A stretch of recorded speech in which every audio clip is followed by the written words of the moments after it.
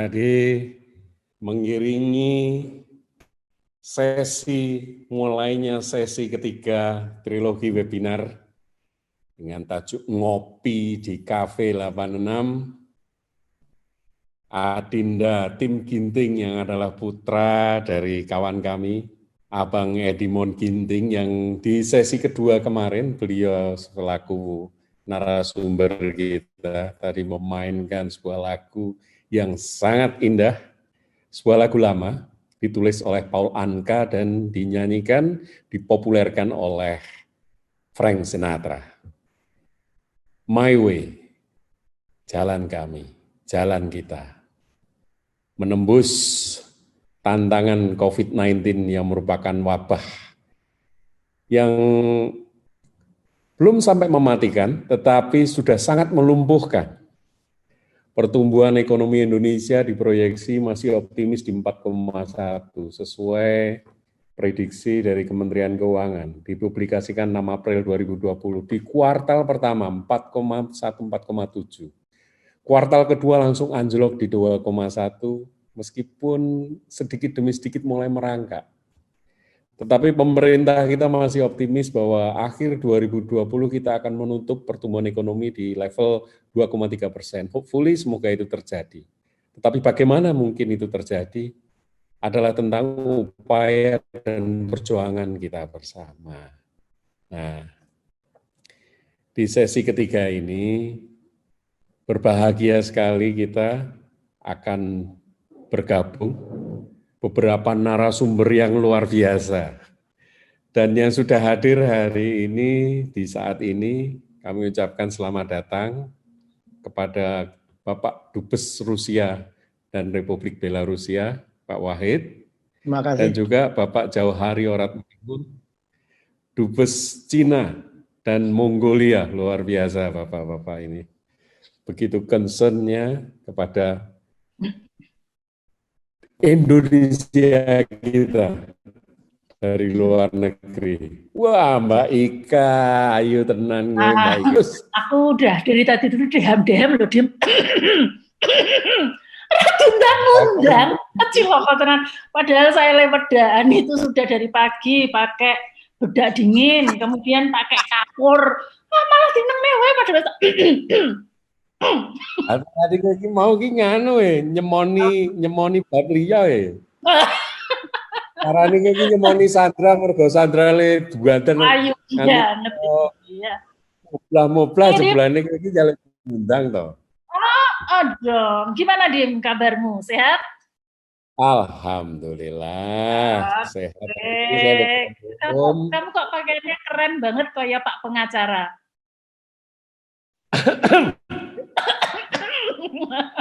Dari kalau khusus ya toh. Rumah sana sing bagus semua ngedi kok. Senajan dokter nih lumayan lah gitu. Betul. Hari ini kita komplit banget itu ya. Kita sudah masuk 162 partisipan. Iya, sudah 162 partisipan dan kalau nggak salah kemarin yang mendaftar itu sudah mencapai 450-470 karena Zoom kita sudah kita upgrade sehingga sekarang tidak perlu harus jauh-jauh di emperan. Kita bisa masuk ke Zoom semua, berdiskusi di sini semua. Tentu saja nanti diskusinya adalah melalui chat gitu ya. Melalui chat yang bisa dikirim di YouTube maupun di Zoom. Kemudian nanti kami akan bacakan atau kalau Anda semua ada di sini, berarti kita akan panggil. Selamat datang bagi semua tamu di Cafe 86. Kita ngopi-ngopi bareng, asik-asik bareng teman-teman semua dari Cafe 86. Yes. Dan kali ini luar biasa. Karena nanti juga akan bergabung dengan kita, Ojo lali, gubernurku ini. Gubernurku barang kok pujaan. Barang lagi warga Jateng soalnya. Bapak Ganjar Pranowo. Iya, nanti akan bergabung dengan kita semua dan tidak hanya recorded. Sebentar lagi tadi sesuai informasi. Oke, tidak hanya recorded, tapi akan live bareng Pak Dubes, bareng Pak Wahid dan Bang Jau gitu. Juga dari Jakarta, dari pusat pemerintahan, pusat bisnis dan pusat peredaran semesta Indonesia kita Tidak ketinggalan Ketua Kadin Mina, Ketua Pusat. Betul, Pak Rosan.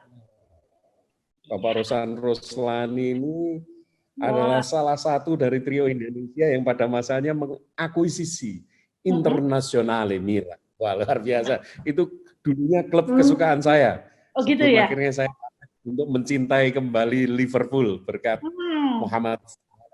Alhamdulillah. Luar biasa. Dan satu lagi, ini yang juga nggak kalah keren. Meskipun ketika muda gitu ya, bahkan sampai sekarang, dia itu kemana-mana selalu memakai dompet yang ada rantainya. Nah, itu kan sebetulnya mencerminkan kehati-hatian, ketelitian, sekaligus ya rodok-rodok preman. Ya tak? Karena kadang-kadang kalau kita menjadi entrepreneurship itu jiwa-jiwa kepremanan itu dibutuhkan. Nek ra kan wis ngepersek musuh wong-wong liyane. Iya kan, Dim? Ora asline dhewe pancen kuwi jaman biyen kuwi nang desane nek nganggo krepyak ngono kuwi paling top dhewe. Dadi dhewe wis modis daftar ikut. Oh. 164. Sosokan nganggo sabuk sing gede mergo blantik sapi. Jadi wis mulai cilik iki memang dia mempunyai bakat yang luar biasa di dalam dunia bisnis.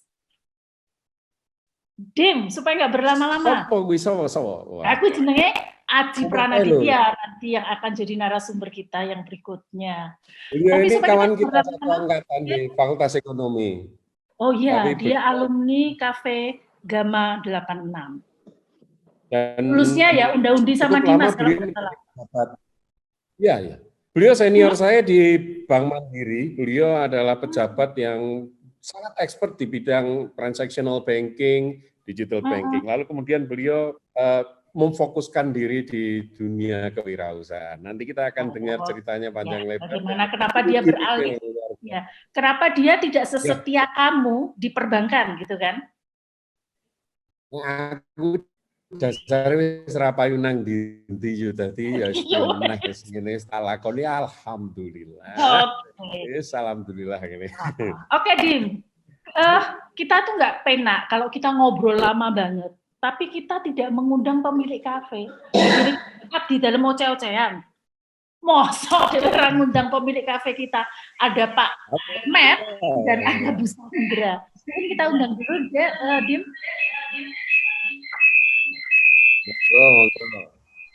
Pak Mep, selamat sore.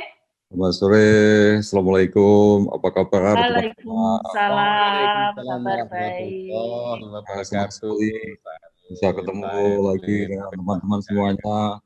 Cafe Lautan 6, dahsyat. Oke, selamat sore Bu Sandra. Bu Sandra masih di mute kayaknya. Sebentar Bu, saya unmute dulu. Udah, silakan Bu Sandra. Dadah dulu Bu. Dadah dulu dong. Sugeng rawuh, sugeng sonten, sedoyo di Cafe 86 di Trilogi Ngopi, Ngobrol Pintar. Matur nuwun Mbak Barista Ika, Mas Barista Dimas. Saya Nyonya Rumah, manajer Cafe 86 di sini. Keren. Wah, ini ada Mas Ketum ini, Mas Juragan yang punya Cafe 8 ini. Wah, saya mau laporan ini, Mas. Selamat datang. Terima kasih, Mbak Sandra. Terima kasih semuanya. Terutama yang sudah pada hadir ini ada Pak Dubes RI untuk nanti yang sudah datang Pak Wahid atau Pak Jau? Pak Jau ya, Pak Jau dari Tiongkok dan Mongolia. Terima kasih Pak Jau. Dua-duanya. Dua-duanya Pak Wahid kayaknya sudah juga. Iya. Ya, terima kasih. Ya sudah. Ini mau laporan ini Mas Edi, laris ini ternyata kafe kita. Saya melihat new mall. Untuk webinar 1, Niko ada 146 peserta, terus meningkat di webinar 2 waktu kita bicara mengenai ekonomi ASEAN sampai 250 lebih. Kemudian matur nuwun ini tadi seperti yang disebut, sudah ada 500 kursi, buka baru di Zoom, matur nuwun. Mas Edi Purnawan, ini luar biasa ya. Memang, iya, ini memang Niko ada racikan menu spesial nih kalau di sini nih. Wah, jadi, luar biasa memang Bu Sandra. Dan bukan ada ini. Kajiannya di sini tuh memang beda, Mas. Jadi walaupun topik-topiknya yang kami pilih itu serius, tapi disajikan dengan crispy, kritis dan pintar. Terus kemudian di sini gratis, Mas, kopinya itu. Jadi sifatnya kita donasi ilmu. Jadi keluarga, alumni Fakultas Ekonomi Universitas Gajah Mada memberikan donasi ilmu. Kalau donasi sembako, donasi APD itu biasa ya, matur nuwun Mbak Retno, kita di Cafe Gama 86 juga melakukan donasi.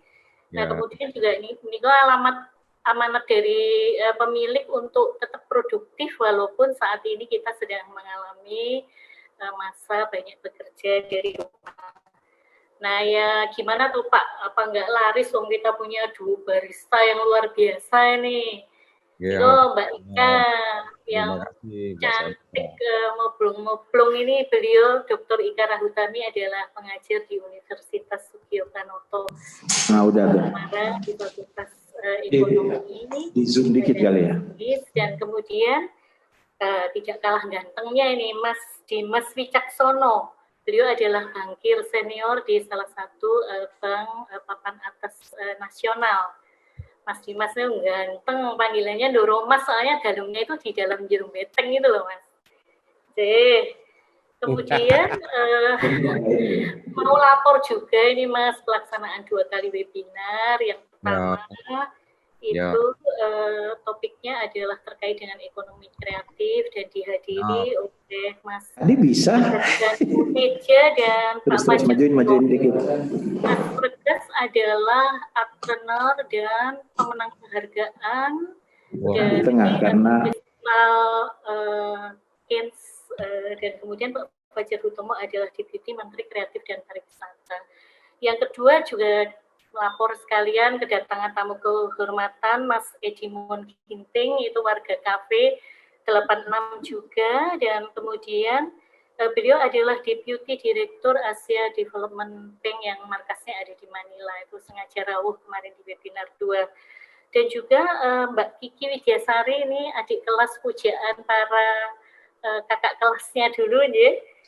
Beliau adalah Direktur Utama Dana Reksa Sekuritas. Nah itu Mas, ya racikan-racikan itu yang membuat kafe kita laris ini Mas rupanya. Dan bersyukur sekali baik di webinar 1 maupun webinar 2 kita kedatangan tamu agung Mas. Yang pertama adalah Bapak Gubernur Bank Indonesia yang kami hormati Bapak Peri Warjio. Beliau pada saat itu memberikan sambutan dan memberikan harapan baik tentang donasi ilmu yang kita lakukan ini. Dan juga Ibu Menteri Luar Negeri, karena topik pada webinar 2 ini terkait dengan ekonomi ASEAN, juga memberikan arahan tentang perkembangan dan peranan kerjasama ekonomi ASEAN serta ASEAN Plus 3. Nah itu Cina, kemudian Korea Selatan serta Jepang. Maka ini Pak Dubes dari Republik Rakyat Tiongkok serta Mongolia serta Bapak Dubes Rusia dan Belarus berkenan hadir, sudah hadir waktu di webinar 2. Jadi ini sudah langganan tetap ini Mas. Jadi kafe kita tuh sudah semakin dicintai nih. Oh, keren. Wah, terima kasih sekali loh Bu Sandra. Pak Mep, ini tadi Bu Sandra sudah menjelaskan banyak banget nih ya. Pak Mep bisa menambahin sedikit sebagai pemilik kafe sebelum kita masuk, karena ini Mas Ganjar sudah mau masuk, kemudian teman-teman semua juga sudah siap di sini. Ini pasti nanti akan terjadi diskusi yang asik. Wah, ini Bu Sandra sebagai pemilik kafe memang jagoan. Pak Mep, ada tambahan sedikit? Boleh, saya sedikit aja, nggak usah banyak-banyak. Tadi sudah disebutkan oleh manajer kafe, yang kebetulan adalah kami minta menjadi ketua bidang humas dan kerjasama pada itu kepengurusan kami di Cafe Gama 86. Jadi bidangnya itu ada beberapa. Nah, salah satunya adalah bidang humas dan kerjasama itu Mbak Sandra. Kemudian ada bidang sosial, Bu Diah Retno Wulandaru itu juga luar biasa itu usaha-usaha untuk terlibat dalam penanggulangan COVID dari KP Gamal 86. Terima kasih. Kemudian ada bidang akademik, itu sedang mempersiapkan buku. Kemudian ada lagi bidang rekreasi, ini yang paling gila ini. Sudah kemana-mana, kemudian naik gunung dan seterusnya. Ingat usia ya teman-teman ya, sudah 50 ke atas. Oke, kemudian yang lain-lain ada beberapa teman yang sangat aktif membantu kesekjenan, kemudian ada berbagai macam alat organisasi. Tapi yang perlu saya sapa pada hari ini tentu saja adalah manajer kafe, di mana itu adalah Mbak Sandra. Dan beliau hari ini Genian wong loro terus wis podium. beberapa Mbak Sandra memuja pemilik memuja Mbak Sandra. Keren kan ini berarti. Mbak Sandra itu manajernya. Saya tadi dibikin saya manajernya, kemudian Mas Edi jugaranya itu. Oh iya ya, manut aku. Wes saling utek siapa manajernya. Yang penting kan kafe kita keren. Ya. Mbak Sandra, Bu Sandra. Sebentar, ini katanya ada beberapa ini nih. Mbak Sandra dulu yang agak spesial hari ini itu beliau itu institusinya di Bank Indonesia. Kemudian baru saja dapat informasi ini, kebetulan kami juga di Bank Indonesia, itu mendapatkan indeks capaian elektronifikasi nomor 1 se-Indonesia. Wah, keren. Ini boleh ditepuk tangan nih. Dan beliau ketuanya itu di Bank Indonesia KPW Jakarta. Ya, jadi wah, keren. Nanti akan kami sampaikan kepada Pak Gubernur Bank Indonesia bahwa teman KP Gama luar biasa. Jadi Pak Dubes ini juga dekat nih, Pak Dubes dengan Pak Peri, dengan Pak Gubernur. Kita nanti bawa nama ini apa ya? Oh, iya. Kemudian Pak Wahid, luar biasa. Saya izinkan apa sebentar untuk kedua beliau ya. Baik, silakan. Waktu itu kesempatan diundang ke PBOC, People Bank of China. Kemudian namanya juga ke negara yang kita tuju, biasanya kita kulon nuwun dulu. Nah, kulon nuwunnya itu kepada Pak Dubes. Nah, Dubesnya adalah Pak Johari Uratmangun. Terima kasih Pak Jo, waktu itu sudah luar biasa menerima kita dikelilingkan kemana-mana oleh stafnya. Termasuk juga mungkin nanti Pak Jo bisa cerita mengenai sepeda elektrik, karena ini agak elektronifikasi ini, luar biasa ini. Jadi hubungan Indonesia dengan China itu just splendid, luar biasa. Nanti mohon kami diceritain mengenai elektronifikasi, termasuk juga yang di China itu, yang diceritakan Pak Jo waktu itu adalah digitalisasi, Alibaba dan seterusnya. Dan saya kira entrepreneurship Pak Joy sesuai dengan permintaan dari manajer kafe, Bu Sandra. Nah kalau yang Pak Wahid, ini teman saya lama ini, waktu kami sekolah di Australia, sudah jadi pejabat di Australia, sudah keliling-keliling. Dan yang terakhir postingnya ada di Rusia, menjadi duta besar luar biasa dan berkuasa penuh Federasi Rusia dan Belarus ya.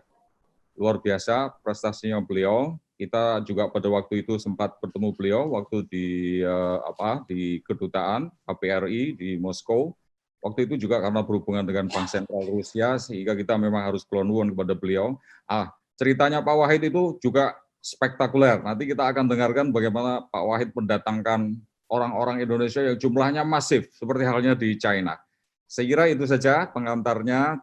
Sebagai Ketua Umum KP 86, saya mengucapkan terima kasih banyak atas usaha teman-teman, terutama tim yang sangat solid, yang nahkodanya itu adalah manajer kafe, yaitu Bu Sandra, luar biasa. Kemudian ada Pak Desi. Pak Desi itu direktur teknis, kemudian Pak Farhan, direktur artistik. Kemudian tentu saja kepada dua orang ini nih, barista kita yang luar biasa juga. Dan juga teman-teman yang berapa yang ikut? Kemudian Pak Sekjen, Pak Susilo, Bu Emma, terima kasih banyak. Pokoknya yang tim teknis dan juga teman-teman semua Cafe Gamal 86 yang mendukung. Kita semuanya bergembira ria, kita santai, kita bikin cok-cok hari ini. Nggak usah tegang, meskipun kita berhadapan dengan 2 orang duta besar yang ini luar biasa nih, karena negara-negaranya negara yang terpilih nih. Ya, waktu diberikan kembali kepada Pak Rista. Thank you. Oke, terima kasih. Wes iki saiki sudah saatnya kita mendengarkan ular-ular nek cara wong Jawa. Tapi mungkin nanti kita akan mendengarkan butuh nyapa sebentar dengan Pak Jo dan Pak Wahid. Lah kita ini kan berada di negara yang jauh dari beliau-beliau ini. Kondisinya cuaca, kemudian kondisi masyarakatnya pada beberapa hari ini gimana sih Pak Jo, kalau boleh tahu sebelum nanti Bapak bercerita lebih banyak tentang kewirausahaan. Di China seperti apa Pak hari-hari seperti ini? Dingin, panas, ribut, atau seperti apa Pak Jo? Sekarang kan sudah musim semi, jadi Beijing ceria sekarang, penuh dengan bunga-bunga, khususnya bunga mawar dan bunga-bunga biasa, bunga-bunga musim semi lainnya, apalagi dibantu dengan suasana yang sudah relaksasi setelah nyaris 100 hari working from home. Jadi ada semacam gairah baru dengan norma-norma baru juga, hidup bersosialisasi di Beijing. Kebetulan tadi siang saya keliling-keliling untuk lihat juga, kalau kasus confirm di seluruh China sekarang tinggal 179, dari tadinya 80.000 lebih. Memang ada beberapa kasus baru yang di Indonesia disebutkan new second wave, itu hanya sekitar 5 sampai 10, itu pun di daerah yang berbatasan dengan daerah kekuasaannya Pak Wahid ini di Rusia. Jadi yang sekarang mereka kembali, jadi namanya kota Shula, itu kota kecil di daerah perbatasan, kemudian ditutup sementara. Jadi tinggal 179, di Beijing sendiri itu tinggal, let me see, Beijing tinggal 10 yang di Beijing, yang kasus, dan semua di rumah sakit, tetapi semua keluar masih pakai masker.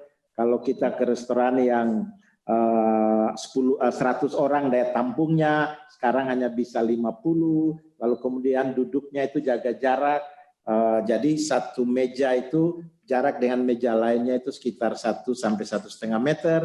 Kemudian maksimum yang bisa diterima di satu meja itu 4 orang. Kalau masuk ke restoran atau ke tempat-tempat umum, termasuk mall, termasuk pasar tradisional, itu temperatur badan kita akan diukur, kita diminta untuk mencuci tangan, lalu kemudian kita harus berikan alamat kita, nama dan alamat, atau scan. HP kita di-scan, di situ kan ada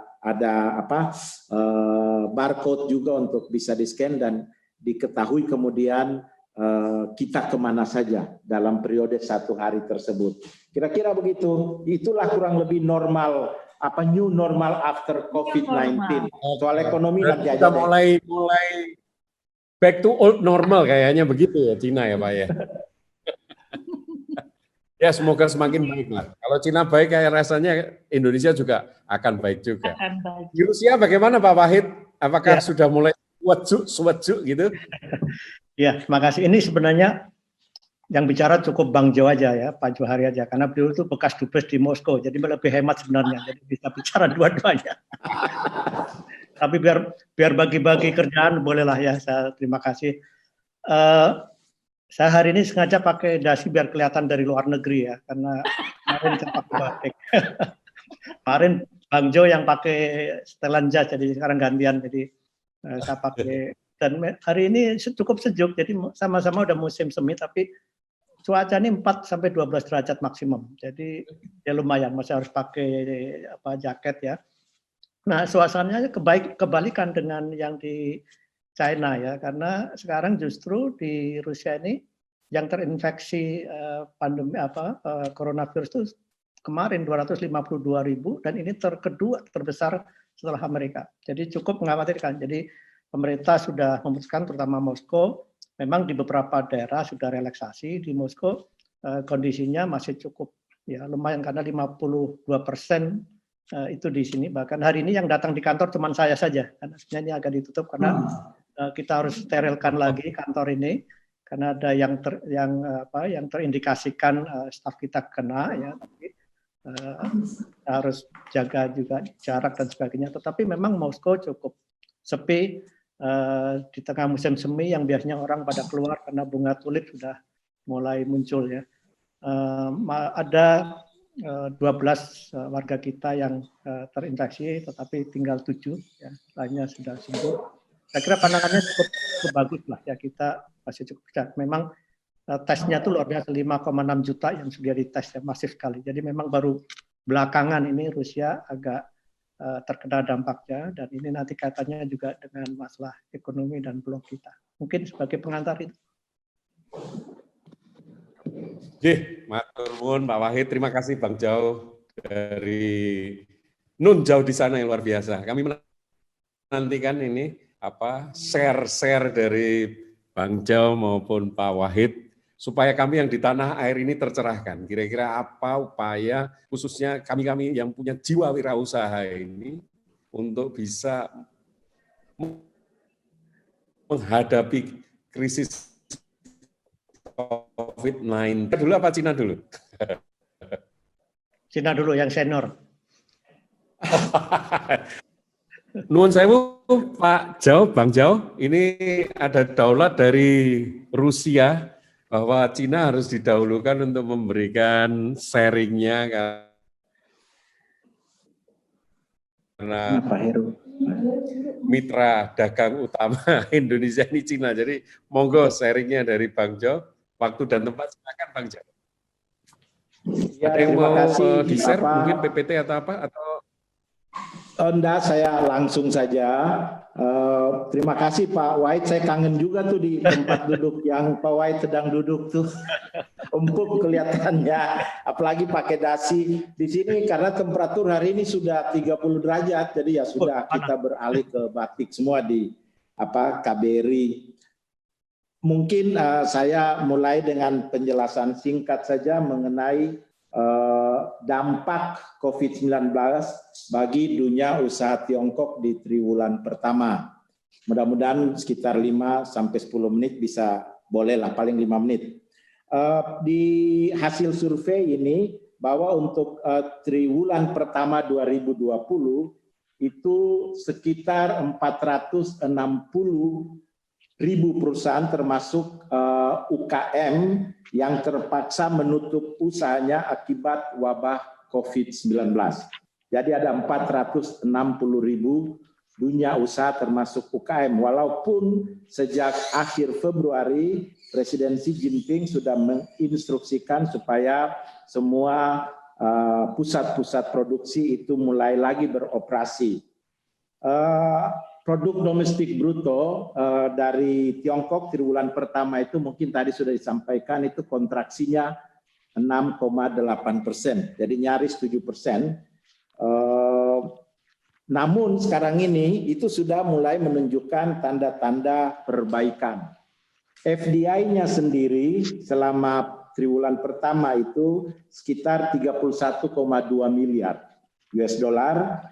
Sedangkan ODI-nya itu 24,22 miliar. Jadi FDI-nya itu turun 10,8% dibanding tahun lalu, sedangkan ODI-nya itu turun 0,6% dibanding tahun lalu. Lalu neraca perdagangan Tiongkok sendiri itu mencatat surplus sekitar 98,3. Jadi dalam konteks triwulan pertama ini pun dia masih menikmati surplus itu sekitar 15 miliar US dollar. Nah, total nilai impor dan ekspor barang Tiongkok itu sekitar 6.574,2 miliar. Jenis-jenis usaha apa saja yang paling terhimbas di periode pertama ini? Itu pertama adalah perdagangan retail. Mungkin itu pun kita hadapi. Yang kedua, dunia pariwisata. Yang ketiga itu penerbangan dan logistik. Jenis-jenis usaha yang saya sebutkan tadi itu di periode 2019 itu menghasilkan 2,3 triliun US dollar. Jadi sangat signifikan. Lalu tentunya pemerintah harus bereaksi terhadap kegiatan yang tidak kondusif ini. Apa sih yang dilakukan oleh pemerintah Tiongkok? Dalam 1-2 hari lagi Kongres Partai akan berlangsung untuk mengambil lagi langkah-langkah ke depan pasca COVID. Jadi misalnya karena tingkat pengangguran meningkat, itu ada 6 kebijakan untuk stabilisasi tenaga kerja Tiongkok. Pertama itu memastikan keberlangsungan kerja pada perusahaan-perusahaan yang utama, jadi BUMN dan lain-lain. Yang kedua itu mencegah dan melindungi pekerja dari penyebaran COVID-19 karena rata-rata sudah harus kembali berproduksi sejak akhir Februari. Lalu memberikan dukungan kepada para pekerja terutama yang berasal dari Provinsi Hubei yang ibu kotanya Wuhan. Kenapa? Ini provinsi dan ibu kotanya Wuhan itu salah satu hub. Jadi ini provinsi yang cukup maju. Karena itu kenapa di awal-awal COVID-19 mereka kan banyak libur pada saat itu. Karena libur tahun baru China dan libur universitas. Jadi semua pada ke luar negeri. Lalu kemudian dukungan utama kepada sektor UKM. Karena ini salah satu fondasi daripada ekonomi Tiongkok. Lalu jaminan terpenuhinya lowongan kerja dan penyelesaian recruiting plan. Jadi itu disesuaikan dengan kondisi yang terbaru. Lalu ini yang menarik karena di new norma baru itu adalah sektor digital. Jadi dukungan untuk online employment, misalnya melalui online interview dan lain-lain. Stimulus apa yang diberikan? Nanti bisa kita lanjutkan di diskusi. Tapi stimulus apa yang diberikan?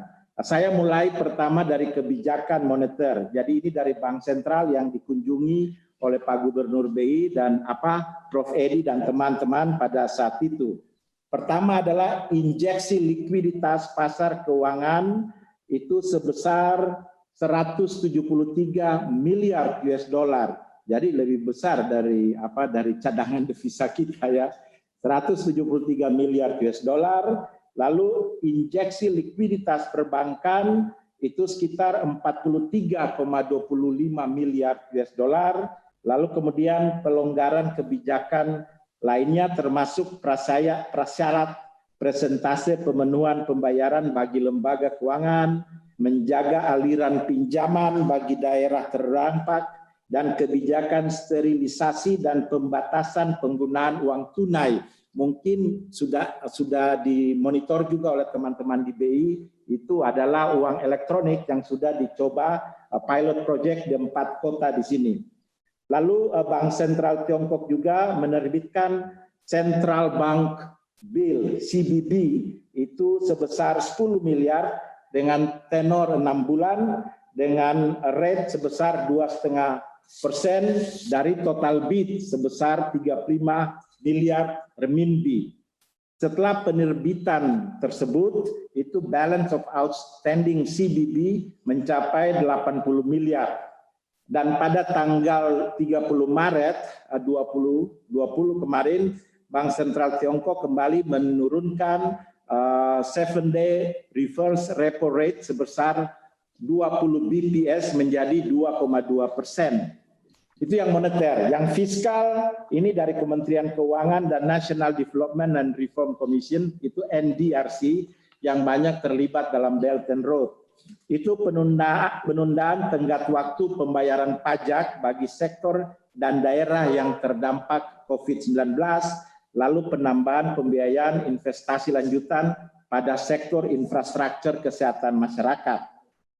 Di bidang perdagangan itu pertama pengecualian tarif impor atas Amerika Serikat, perusahaan dapat mengajukan pengecualian dan akan direview per kasus.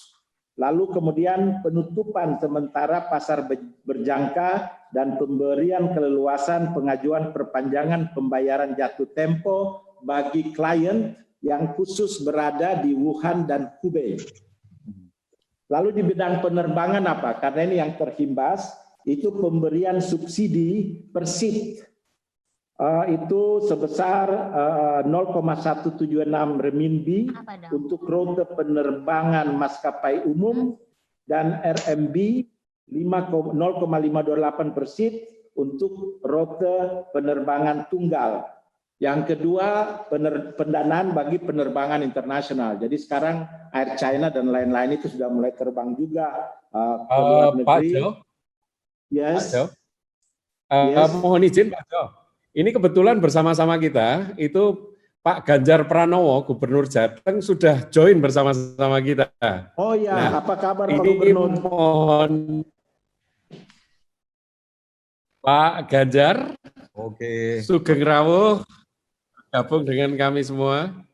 Ya Mas Edi, makasih, masih. Mas Dimas, makasih. Sila teruskan, Pak Dubes teruskan. Oh, teruskan dulu Pak. Matur nuwun. Terima kasih Pak Saya Gubernur. senang nikmati videonya Pak Gubernur juga tuh. Wah, Bapak nggak apa-apa Pak Gubernur, diteruskan dulu. Oh, teruskan. Nanti saya cerita, soalnya beliau ini narasumber pertama saya waktu saya mau handling COVID di Jateng. Itu beliau orang pertama yang saya telepon. Oke, sebatun. Yang berikutnya kemudian di bidang stabilisasi sektor tenaga kerja itu selain penerbitan 6 kebijakan stabilisasi sektor tenaga kerja Tiongkok khususnya, pemerintah juga menyediakan asuransi pengangguran bagi pekerja yang terdampak COVID-19 yang dapat diajukan secara online. Lalu stabilisasi investasi termasuk melalui seruan bagi dimulainya proyek-proyek investasi besar. Karena itu investasi yang masuk ke Indonesia pun tetap. Lalu penerbitan aturan di tingkat provinsi untuk meningkatkan lapangan kerja bagi lulusan sarjana. Sebagai contoh, itu pemberian subsidi sebesar 3.000 sampai 5.000. Jadi itu sekitar 3.000 itu 60 juta sampai 100 juta bagi lulusan sarjana yang bersedia bekerja untuk posisi grassroots di berbagai kota di Provinsi Guangdong. Ini salah satu provinsi yang cukup kaya. Lalu yang terakhir itu kebijakan energi, itu penurunan harga listrik sebesar 5% secara bertahap. Nah, soal kredit tadi, itu penyaluran kredit sampai saat ini untuk perlindungan asuransi sudah mencapai 113,89 miliar US dollar, sedangkan untuk perusahaan-perusahaan itu yang terdampak COVID-19 sudah mencapai 1,67 triliun US dollar. Lalu bagaimana untuk mempertahankan daya beli, jadi demand side, itu mereka lebih mengandalkan pada konsumsi domestik dan sektor jasa.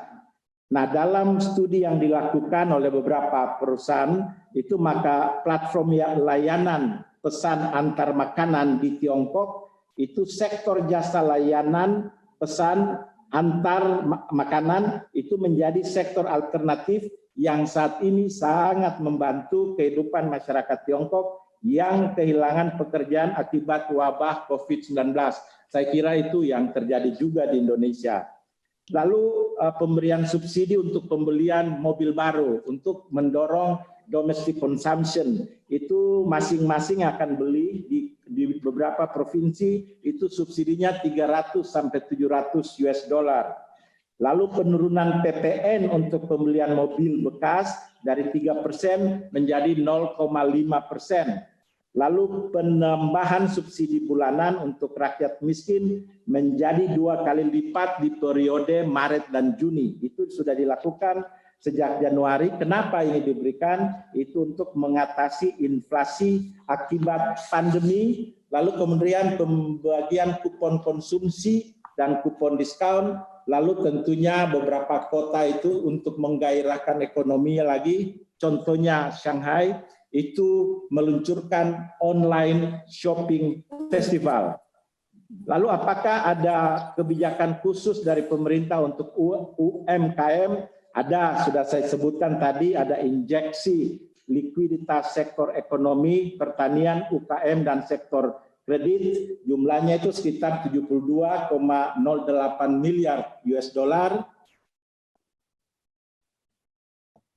Dan penurunan suku bunga pinjaman sektor pertanian dan UKM itu dari 2,75 menjadi 2,25. Ada juga injeksi likuiditas sebesar 140 miliar US dollar untuk pinjaman UKM. Lalu sejumlah BUMN memberikan bebas sewa selama 2 bulan bagi pelaku bisnis. Nah, saya kira itu beberapa hal, termasuk ada beberapa yang dilakukan juga oleh pemerintah, misalnya penundaan kewajiban pembayaran jaminan sosial, penurunan biaya sewa rumah, penurunan pajak dan pengeluaran, pencegahan PHK, dan kebijakan relaksasi sektor properti. Mungkin itu secara singkat saja dari saya di Beijing. Ya, nanti bisa kita lanjutkan secara detail di saat-saat diskusi. Sekian dan terima kasih. Assalamualaikum warahmatullahi wabarakatuh. Bang Jo, terima kasih banyak. Jim. Ini karena waktunya, monggo kita langsung saja lagi ke Gubernur Jawa Dewi. Iya, junjungan. Jadi kita harus sopan. Nanti disuruh dalam sewu Pak Gub, monggo aturan paring ular-ular kagem sedaya warga. Ini sudah ada yang langsung ini loh ke Pak Ganjar. Kaosnya udah langsung begitu loh Pak. Wah, Pak Ganjar. Bacaannya apa tuh? Assalamualaikum warahmatullahi wabarakatuh. Selamat sore, salam sejahtera untuk kita semuanya. Saya sebenarnya mau menebus dosa saya karena yang lalu saya tidak sempat bisa memberikan videonya, dan Mas Dimas, Mas Edi kontak saya. Hari ini saya harus ikut ini bagian rasa love saya sama kawan-kawan FE ini gitu kan. Dan diskusinya pasti menarik karena teman-teman Fakultas Ekonomi itu adalah orang yang akan dimintai pertanggungjawaban dunia hari ini ya, akhiratnya nanti. Dunia hari ini panjenengan semua akan dimintai pertanggungjawabannya. Jadi karena kondisi ini ternyata di luar dugaan kita, seluruh ilmuwan, seluruh pengalaman, bisnismen, pokoknya lah pentahelixnya ini hari ini betul-betul kita mau lihat bagaimana kita bisa keluar dengan baik-baik. Saya mau cerita aja Mas Dimas, kenapa tadi Pak Excellency sini Pak Dubes Beijing ini yang di Beijing ya, Pak Ratmangun saya terima kasih. Beliau itu yang saya telepon pertama pada saat pandemi terjadi. Saya hanya pengen dapat cerita apa yang terjadi di Hubei, apa yang terjadi di Wuhan, dan bagaimana intervensi, dan bagaimana beliau ceritakan dengan datanya provinsi-provinsi yang lain itu keroyokan untuk membantu. Dan bagaimana kemudian kekuatan dalam negerinya didorong. Maaf, kita belum bisa, ngaku aja nggak apa-apa. Dan ternyata hari ini para pembicaranya hebat-hebat semuanya, Pak Johari, terima kasih ya sudah dikasih. Waduh Mas Wahid, ini masih di Rusia atau udah di Kebumen? Sudah mau pulang, sudah mau kembali ke kampung. Oke. Ini ada Ketua Kadin Pak Gub. Ya. Wonten Bapak Ketua Kadin Pak Rosan Ruslani, beliau. Oh iya Pak Rosani ya, baru ya, akan Pak Gub, Pak Ganjar apa kabar? Assalamualaikum. Pak Rosan, terima kasih. Jadi kalau Mas Wahid ini tetangga saya, bapak saya di Kutarjo, dia di Merit. Merit itu kampung kecil di Kebumen, yang dulu kalau orang sepedanya hilang itu pasti ngambilnya di sana. Nah, ini makanya ada satu yang jadi duta besar itu bawahnya jenengan top lah gitu. Nah, sekarang sudah aman. Sekarang sudah aman. Karena dulu yang waktunya yang sepeda hilang itu dulu kan sering hilang. Sekarang sudah aman karena salah satunya udah jadi dubes, jadi nggak lagi. Dan jangan lupa jadi rektor juga, Pak.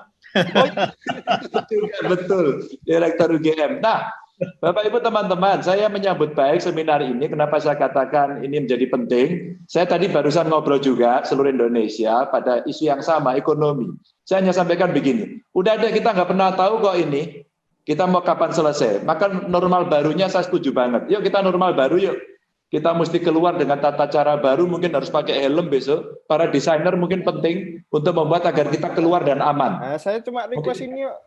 Mungkin perlu sarung tangan, mungkin perlu apapun lah. Dan berikutnya, kemarin kita udah geger-geger soal bagaimana menangani kesehatannya. APD kurang, dokter kurang, rumah sakit, bed kurang. Udah itu udah. Gelombang keduanya sekarang hari ini. Bansos tidak benar dan sebagainya, oke. maka data integratornya kita memang belum ada. Kaca benggolonya udah kelihatan. Bangsa ini belum terlalu mandiri. Satu data Indonesianya belum berjalan. Kita akui aja. Dan saya termasuk orang yang pusing. Makanya tambah ubanan. Terus kemudian, nah paralel dengan itu, hari ini saya butuh banget, tentu bukan sebagai gubernur, sebagai ketua umum Kagama lah, menyampaikan peran dari kawan-kawan Kagama yang bisa merangkai termasuk dunia usaha. Kira-kira cara kita keluar bagaimana ya?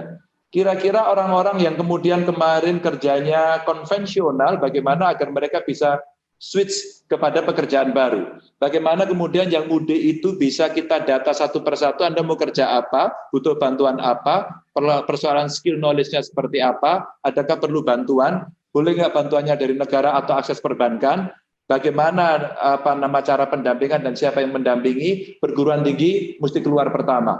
Perbankan bisa nggak ada skim-skim khusus untuk bisa kita dorong agar mereka bisa lembut. Kalau saya mendengarkan Pak Johari Ratmangun tadi ngeri itu yang ada di Cina semua dikasih leb, nggak tahu udah berapa ribu triliun rupiah dikeluarkan untuk pandemic respon di sana. Nah hari ini tentu saja saya kepingin sharing dari kawan-kawan ini bisa diberikan, mudah-mudahan nanti sampai kalau yang besar biarkan aja dia jalan, karena dia mampu dengan segala silatnya. Tapi yang mikro, yang kecil ini kayaknya butuh tangan-tangan kita untuk bisa kita sentuh. Maka sekarang saya mulai jualan produk-produk mereka yang kecil, beli ke tetangga. Kemarin kita coba bantu masyarakat, syaratnya belinya dari warung. Ternyata warungnya sudah dibina oleh Sampurna.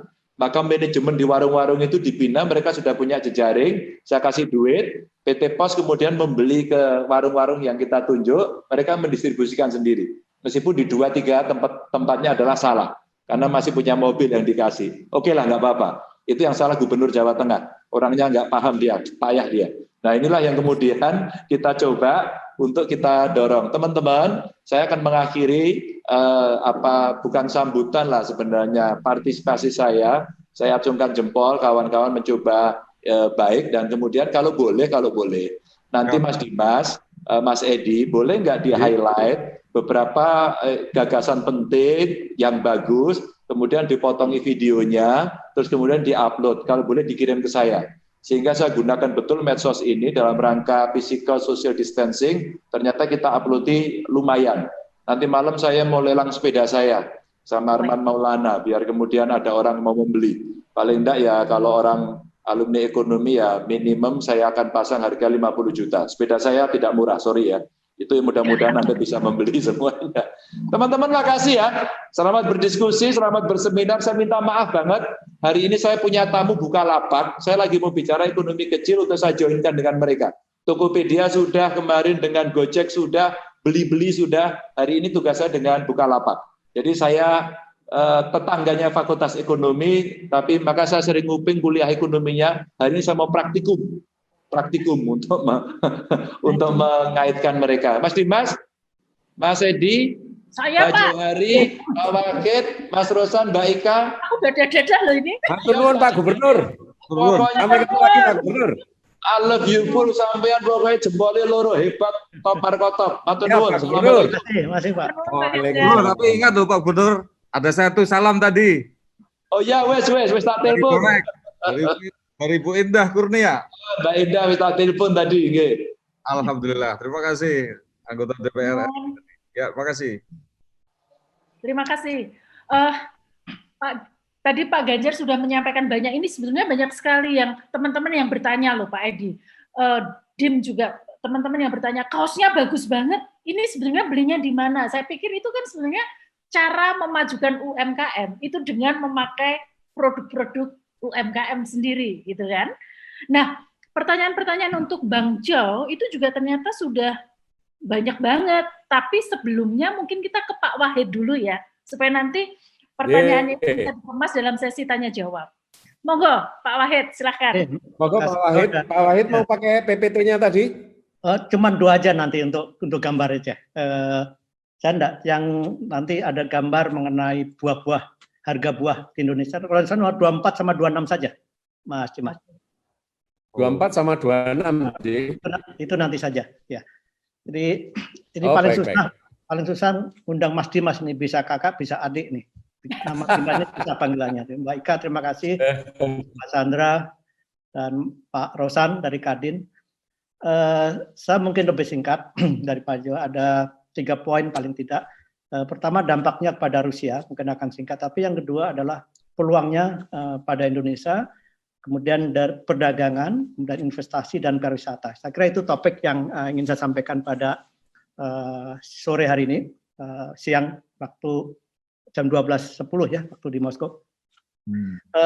Rusia sebenarnya sekarang dampaknya luar biasa ya, walaupun negara ini secara cukup kaya dari segi misalnya cadangan devisanya misalnya 567 miliar ya, karena ini negeri kaya minyak ya, 60% ekspor mereka itu minyak ya, dan gas, kemudian atau 40% itu dari migas ya. Tetapi mereka juga sudah mulai mencoba untuk diversifikasi. Dulu pernah ngundang Pak Profesor Mudrajat juga di Melbourne, ingin belajar dari kita, kemudian juga Pak Menteri Bambang Brojonegoro. Pukulan terhadap Rusia itu cukup berat karena ada 2 ya. Pertama dari COVID-19. Ya. Sekarang ini jumlah korbannya sudah mencapai 252.000 dan itu terbesar kedua setelah Amerika. Cuma memang dari mortality rate-nya itu cukup kecil, yaitu di bawah 1%. Yang sembuh lumayan banyak. Jadi kita optimis saja saya kira dengan cara mereka menghandle, karena mereka sudah melakukan tes satu hari itu 170.000, ya, jadi sekitar udah 6,7 juta yang dia tes, jadi masif sekali. Jadi dari situ beberapa analis di Rusia, ya, bahkan orang dalam sendiri itu memperkirakan bahwa GDP mereka ini akan turun antara 4 sampai 10%. Ya. Tahun lalu saja hanya 1,2%. Jadi tekanan ini berat sekali. Yang kedua juga dengan harga minyak yang $20 bahkan pernah minus ya.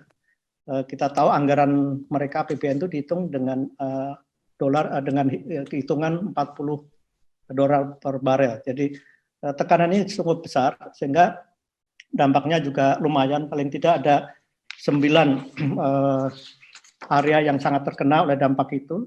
Pertama adalah jasa penerbangan, transportasi, pariwisata, budaya, hiburan, jasa olahraga, industri dan hotel, banyak sekali yang terkena.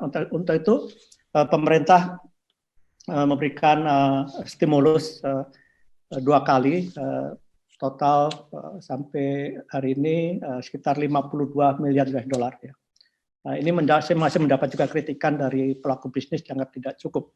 Sebenarnya sama dengan yang di Indonesia, jadi sebagian juga untuk membantu UMKM, memberikan BLT kepada mereka yang kerja di UMKM, tapi juga dari segi perbankan misalnya membebaskan bunga dan sebagainya. Terlalu beda dengan kita. Ya. Ini masih dianggap juga belum cukup. Jadi dari sini kita lihat ekonomi Rusia ke depan tidak akan begitu baik ya, walaupun mereka memang punya cadangan yang masih cukup. Sovereign wealth fund mereka ada sekitar 170 miliar maksudnya. Nah, apa katanya dengan Indonesia? Saya melihat sebenarnya di tengah pesimistis mengenai perkembangan ekonomi Rusia, saya melihat ada beberapa peluang yang bisa kita manfaatkan. Mungkin pertama saya akan lihat dari perdagangan dulu. Ini juga cukup menarik. Memang tahun lalu 2019 perdagangan bilateral itu sempat turun minus 5%. Ya, ini angka dari Federal Custom, angka dari BPS agak beda. Ini selalu ada perbedaan angka antara BPS dan Federal Custom. Tapi memang hampir seluruh perdagangan negara ASEAN dengan Rusia itu menurun cukup besar.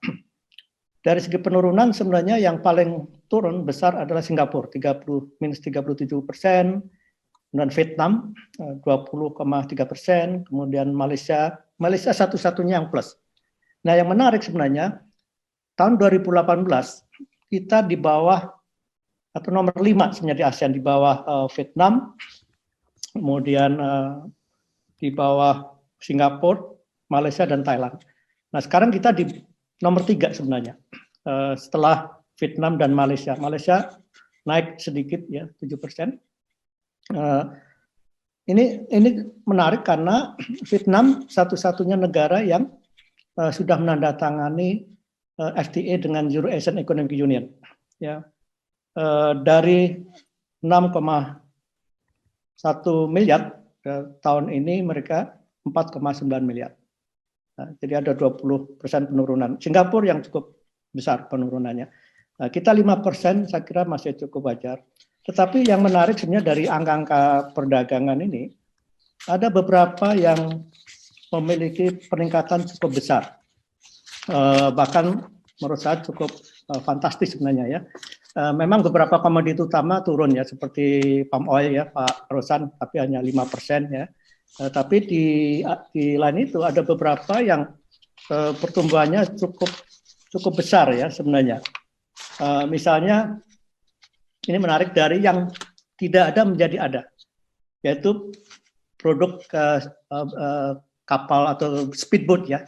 Mungkin ada gambarnya Pak, kalau nomor 24 atau 26 ya, itu ada. Ini menarik karena kita hanya menjual 3 speedboat, tapi harganya itu puluhan juta US dollar. Dan ini dibuat di Banyuwangi, teknologi tinggi karena dipakai oleh pasukan khusus Rusia, Spetsnaz. Ya. Saya kebetulan meninjau di Banyuwangi, satu speedboat itu dengan 12 kursi, satu kursi itu harganya 1 Avanza. Nah sekarang juga Rusia sedang dalam proses untuk membeli tank boat, itu lebih besar lagi karena ini tank dan bisa di rawa-rawa maupun di darat, ya. Dan ini memang tidak dibuat oleh Rusia. Jadi kalau lihat dari segi karakteristik perdagangan, ini saling membutuhkan gitu. Jadi tidak semuanya kita juga ekspor komoditas. Bahkan pada tahun 2017 ada satu rekor kita mengekspor peralatan mesin-mesin berat senilai 600 juta. Tetapi kan itu tidak tiap tahun. Makanya tahun berikutnya agak turun. Dan ternyata setelah ketemu saya dengan beberapa insinyur yang memasang alat-alat itu adalah alat yang dibuat di Jawa Timur berupa mesin untuk pembuatan kosmetik. Nah, yang Jawa Timur ya. Jawa Timur betul. Yang kedua yang cukup menarik juga pertumbuhan tinggi itu 267 adalah produk iron and steel. Nah, ini meningkat 267%. Kemudian footwear, ya, ini juga lumayan 20 sekian persen. Nah, mungkin beberapa kawan-kawan sudah membaca beberapa berita sebelumnya. Selama 4 tahun kita menyelenggarakan Festival Indonesia. Saya selenggarakan hanya 3 bulan pertama saya datang, kita buat festival yang ini diakui oleh wali kota Moskow. Ini adalah festival terbesar yang diselenggarakan oleh Single Embassy, dan ini adalah gabungan dari Trade, Tourism, Investment, and Culture. Nah, mulai festival kedua kita selenggarakan Business Forum, dan peminatnya luar biasa. Kalau saya di Australia, kalau mengundang 400 orang pengusaha, kalau datang 200 itu luar biasa. Kita undang 400 di Rusia, yang datang 700. Jadi selalu over capacity, dan ini menunjukkan minat luar biasa. Nah, kita juga memperhatikan UKM. Jadi dari terakhir itu ada 170-an booth yang kita pasang di Taman Krasnaya Presnya Park yang seluasnya 17 hektar. Itu kita memberikan gratis kepada 70 UMKM. Dan semua yang hadir ya, yang berapa kali ikut rata-rata mendapat order ya. Dan memang tidak dalam kapasitas besar, justru yang bagus. Karena kadang-kadang kalau kapasitas besar UMKM kita tidak cukup atau tidak bisa memenuhi syarat. Nah, yang menarik adalah kalau kita kaitkan dengan footwear dan juga fashion. Ini luar biasa karena 60-70% UMKM yang masuk dalam festival itu adalah dari bentuk fashion. Dan baju yang dipakai oleh peragawati Rusia, semua ludes, tidak ada yang tersisa. Ya. Ya, ini kemudian juga dari motif-motif batik yang luar biasa di berbagai daerah. Sekarang 3 tahun yang lalu sudah ada namanya batik college. Tapi mereka tidak bisa batik seperti kita. Jadi namanya kult batik. Kult batik itu sebenarnya kayak painting, tetapi motifnya batik. Dan saya sudah melihat di upper market ya, di pusat-pusat upper market itu sudah ada tuh batik-batik yang masuk di situ. Jadi artinya industri kreatif kita ini cukup berpeluang. Kalau saya lihat juga angka-angkanya yang meningkat cukup tajam. Ada juga yang menarik, kopi. Kopi meningkat 100%. walaupun masih 20 juta. Tahun lalu kita mengadakan festival kopi. Dan juga dalam setiap kali festival Indonesia itu kopi juga menjadi hal yang satu yang favorit ya, walaupun kita masih jauh dibandingkan dengan Brasil dan Vietnam. Tetapi kopi kita adalah untuk upper market. Jadi bukan memang kita kalah lah kalau dengan Brasil sama Vietnam kan, tapi kita masuk untuk upper market. Terakhir ke Tanah Merah misalnya kita undang sekali dia langsung dapat order. Jadi ini saya kira juga cukup bagus. Nah, juga yang tidak kalah menarik adalah potensi buah-buahan. Ya. Potensi buah-buahan ini cukup menarik karena memang mereka tidak produksi terutama untuk tropis, untuk produk buah-buah tropis. Nah, kalau saya lihat impor Rusia sayur dan buah-buahan itu mencapai sekitar 6 miliar lebih. Nah, dan ini masih uniknya justru yang masuk terutama untuk pisang itu yang 96% itu dikuasai oleh Ekuador, negeri yang jauh dari kita. Mangga tahun lalu kita sudah masuk, ya. Ini juga berkat festival pertama kali kita masuk buah mangga, ya. Dan dari yang romanis kemudian terakhir gedong sudah masuk dan memang buah kita luar biasa. Kalau lihat di harga yang sekarang yang selalu saya beli buah naga itu 1 biji itu 100.000. Buah naga kecil yang jauh lebih kecil dari yang punya kita. Ya, kalian di Banyuwangi dibuang-buang itu. Mangga kira-kira hampir sama. Ya, saya beli rambutan ini beberapa yang lalu. Ya, itu kira-kira hampir 100.000 isinya 6 biji kecil-kecil. Ya, banyak. Ini yang Rusia tidak punya. Nah, memang ada beberapa kendala. Buah-buah itu segar itu harus dengan air kargo. Sayangnya memang Garuda sudah 3 kali nyaris ya akan terbang dan kita sudah akan isi penuh dengan buah-buah ya, tropis dan sudah ada yang mengisi. Sayang terakhir terjadi coronavirus ini. Jadi memang kita masih perlu usaha keras lagi dan saya masih melihat satu hal yang sangat optimis terutama di bidang industri kreatif ya dan kemudian buah-buah tropis itu yang memang mereka dan dalam kondisi seperti ini aja saya lihat ya karena saya punya langganan ada supermarket kecil dekat kantor. Setiap minggu saya ke sana itu sudah habis selalu. Berarti ini ada market yang memang sudah mulai dikenal. Ya pertama kali yang mereka sudah tahu adalah mangga. Kemudian dragon fruit mereka sudah mulai kenal. Yang belum adalah salak ya karena apa? Memang kita harus terima kasih selama ini yang masukin buah tropis itu adalah Thailand dan Vietnam. Thailand tidak memiliki salak yang sebagus kita. Saya pernah beli jelek kali sehingga hampir tidak ada di pasaran. Nah, tetapi sebenarnya kita ini salak potensi karena ini all years ya, tidak mengenal musim. Ya. Tahun lalu juga Jogja memiliki pavilion terbesar di Festival Indonesia dan memang sudah terutama memang yang buah-buah kering. Tapi untuk buah-buah kering ya, itu juga satu peluang yang cukup besar ya. Kemudian juga makanan Indonesia sudah mulai dikenal seperti nasi goreng itu nomor 1. Top ya di Rusia. Ya, ini ada cerita, ini cerita benar dari tetangga. Warna-warni Indonesia sudah banyak masuk di Rusia juga akhirnya, Ji. Ya, betul. Jadi di tetangga kita ada restoran namanya Daikon. Oke. Ya, itu restoran Kaukasian sebenarnya. Dia punya semacam nasi goreng namanya plov, tapi bukan nasi goreng. Nah, chefnya dari Indonesia, ya, dia masak nasi goreng, akhirnya itu menjadi menu utama. Dan dicari. Nah, suatu ketika visanya dia habis ke Indonesia, bangkrutlah restoran itu karena orang nyari nasi goreng. Ya. Kemudian dicari orang itu, ya, dia membawa 2 orang lagi, kemudian dia bikin kafe lagi. Ya, akhirnya 3 orang dibawa dari Indonesia. Menu utamanya nasi goreng. Padahal ini kan yang ecek-ecek sebenarnya. Nah, ini kaitannya nanti dengan spices. Ya. Sekarang Indomie sudah masuk. Dan yang hebat adalah Torabika itu sudah 1.000 kontainer masuk. Dan itu saya pernah ke Siberia di pasar basah Siberia itu sudah ada Torabika. Ya, Pak Wahid, nun sewu Pak Wahid. Yeah.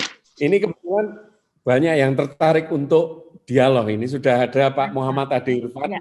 Ini badhe nyuwun preso kepada para dubes ini. Mungkin selayang pandang seperti apa di sana. Mungkin technician host mungkin bisa menampilkan Pak Muhammad Adi Irfan ya. Oke. Monggo kita aja lagi Mas. Ada Pak Rohadi yang tadi juga sudah antre tanya sejak masuk gitu. Jadi mungkin kita berikan dua. Pak Rohadi ada, kemudian Pak Rohadi. Yang satunya adalah Pak Ade Irfan. Tapi mungkin begini, teman-teman yang akan bertanya, kalau boleh ini dengan tanpa mengurangi rasa hormat, karena keterbatasan waktu, habis ini kita masih punya sesi yang para pelaku usahanya. Jadi mohon pertanyaannya singkat, supaya ada ruang untuk berdiskusi lebih banyak. Silahkan Pak Rohadi dulu atau Pak Ade Irfan yang sudah siap. Nah, Pak Rohadi ya yang sudah siap. Boleh, Bapak-bapak semua, Bapak-bapak yang terhormat, pertanyaan singkat saya untuk Pak Ju, Dubes RR Tiongkok yang tadi sempat menyinggung soal kondisi kampus-kampus di sana. Kami dosen swasta, sehingga tahu persis seperti juga Bu Utami Unika. Saat ini itu mahasiswa kami pada keluar daerah, sehingga untuk membayar SPP begitu, itu rasanya kesulitan, sehingga sedikit banyak ini mempengaruhi likuiditas kampus. Ya, bagaimana kondisi di kampus khususnya yang sektor swasta di Tiongkok maupun di Rusia untuk Dubes Pak Wahid. Terima kasih Bu Utami. Ya, terima kasih Pak Rohadi. Dari Pak Jo dulu mungkin. Pak Jo dulu ya, silakan.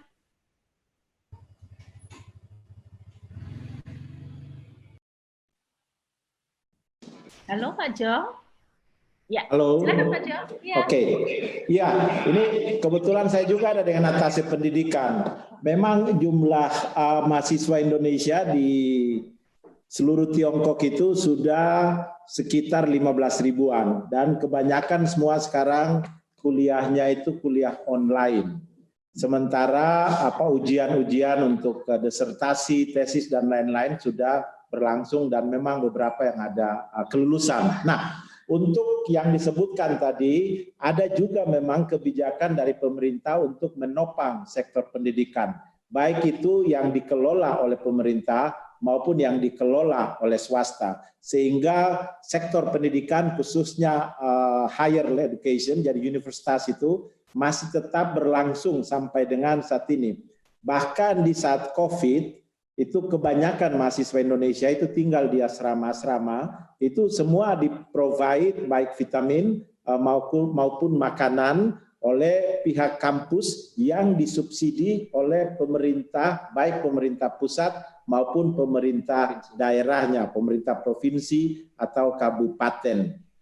Jangan dibandingkan ya antara China dan kita, karena sini kan centralistic government, mereka punya cadangan devisa yang cukup besar. Tetapi itulah yang dilakukan sehingga sektor yang menurut mereka, karena salah satu prioritas pembangunan di China itu adalah SDM dan pengembangan teknologi. Jadi sektor ini masuk terus dalam 7 poin paling tidak quote unquote keberhasilan China sampai saat ini. Poin terakhirnya adalah pengembangan SDM dan teknologi. Karena itulah sekarang sudah berlangsung research untuk vaksin dan 3 obat. Dari 7 di dunia yang diakui research untuk vaksin, 4 itu ada di Tiongkok. Jadi sektor pendidikan dan pengembangan SDM itu prioritas utama pemerintah. Ya, kalau ya silakan. Oke, di Rusia tidak sebanyak di China ya, hanya sekitar 700, ini juga peningkatan yang luar biasa sebenarnya. Tapi memang sebagian besar atau mayoritas mereka adalah beasiswa dari pemerintah Rusia ya, hampir semuanya. Tapi memang di Rusia ini sangat murah ya. Sebagian sudah mulai datang yang yang mandiri, dan ini juga saya kira sekaligus saya informasikan pada hadirin yang datang di acara ini. Pendidikan di Rusia ini di State University itu sangat murah, antara 1.500 sampai 2.500 US dollar per tahun. Ya. Jadi ini lebih murah dari universitas swasta di Indonesia. Juga living cost termasuk murah. Kemudian hampir semua itu tinggal di boarding. Di boarding ini mungkin tidak percaya ya, dan itu jauh lebih mahal di Jogja daripada cost di Moskow. Di Moskow ini 1 tahun itu 1,5 juta rupiah. Ya. Kalau di Kazan itu 1 tahun 1 juta rupiah. Jadi artinya 1 bulan berapa 100.000, kalau di Moskow 100.000 lebih dikit. Di Jogja 300.000 itu udah jelek banget itu. Nah ini juga peluang besar, dan kebanyakan adalah 75% mengambil science and engineering. Ini bagus sekali. Saya kira ini ada minyaknya luar biasa. IT juga bagus di sini, kedokteran juga bagus. Nah, ini saya kira kalau dari segi SPP, saya tidak menemukan adanya permasalahan karena hampir semuanya adalah beasiswa dan cukup murah. Kita punya working group, WA group dengan ketua-ketua Permira. Kita 2 kali mengadakan konferensi virtual. Tidak banyak. Memang ada beberapa yang kita cukup bantu, misalnya pengiriman vitamin dan masker, karena memang ada beberapa yang tidak bisa keluar karena banyak tinggal di boarding ya.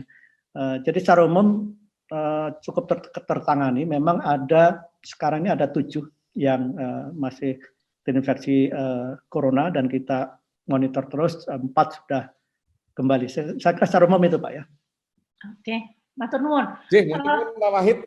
Matur nuwun. Kita beralih ke Mas Ade ya. Mas Ade sudah on screen belum ya? Sampun.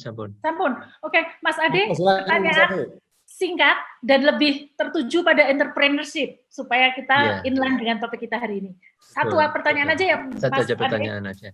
Oke. Terima kasih Pak Dubes Cina sama Pak Dubes Rusia. Pertanyaan saya cuma satu aja sebenarnya. Bagaimana memastikan bagi pelaku usaha harian yang mikro, yang di pasar-pasar, yang dia menerima pendapatan harian. Kalau yang besar-besar, pasti bisa survive. Yang pelaku usaha harian ini, apa dan bagaimana cara mereka supaya menerima asupan pada saat mereka sudah kondisi the new normal nanti? Dan bentuknya apa? Apakah cash money, ataukah prolong kredit, atau penyertaan modal? Kira-kira. Terima kasih. Selamat sore. Oke. Mungkin dari Cina dulu Pak Jo. Silakan Pak ditanggapi. Yuk, mari.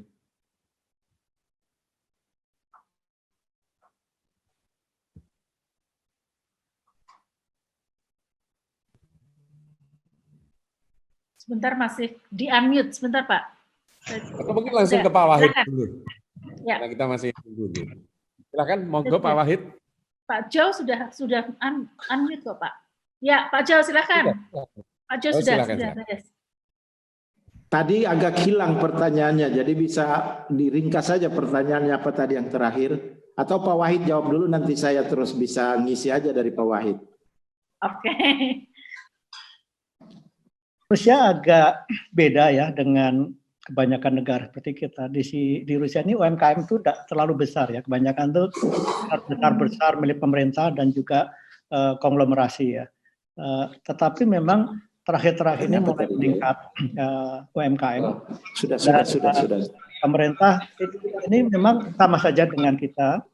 Diperkirakan itu pengangguran meningkat 3 kali lipat, jadi 10-10% ya, kira-kira 7-8 juta orang menganggur dari ini, dan pemerintah memberikan semacam bantuan sekitar $200 per bulan kepada mereka yang kerja di UMKM. Nah, memang sekarang belum diformulasikan bagaimana kalau sudah the new normal ya, tapi saya menduga UMKM ini yang banyak karena memang berdasar pada harian ya, itu akan mendapat juga insentif-insentif. Memang untuk perusahaan-perusahaan besar pun juga mendapatkan insentif, misalnya keringanan pajak ya dengan bunga 0% dan sebagainya. Tapi saya menduga juga nanti akan diformulasikan karena sekarang masih memang konsentrasi pada penanganan virus itu dulu. Baik, saya Pak Wahid. Jadi, silakan. Ya, terima kasih banyak. Mungkin saya menjelaskan juga secara umum karena tadi memang belum saya singgung. Pak Roslan, apa kabar? Salam hangat dari Beijing. Saya tunggu di Beijing. Siap, Dubes, Pak Jo. Ya, jadi saya mau sampaikan bahwa this is for the first time sebenarnya. Dalam waktu yang cukup lama, triwulan pertama ini perdagangan kita dengan Indonesia itu surplus. Jadi lumayanlah ada surplusnya setelah waktu yang cukup lama ya. Meaning that UKM kita itu, small and medium enterprises kita itu tetap mencari pasar baru. Memang ada kenaikan yang luar biasa di triwulan pertama untuk ekspor Indonesia ke sini. Antara lain itu produk-produk makanan.